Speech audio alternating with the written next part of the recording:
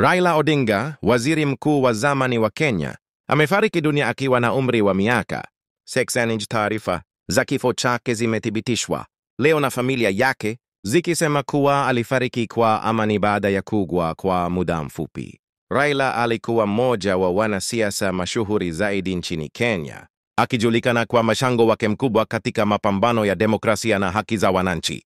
Safari yake ya kisiasa ilianza miaka ya 1980 na aliendelea kuwa sauti ya upinzani na matumaini kwa wengi. Raila alihusishwa na mageuzi makubwa ya kisiasa yaliyobadilisha historia ya taifa hilo. Wakenya wengi wameonyesha huzuni kuu, wakikumbuka upendo wake kwa taifa na juhudi zake za kuunganisha watu. Viongozi kutoka mataifa mbalimbali wamepeleka salamu za rambirambi kwa familia yake na wananchi wa Kenya.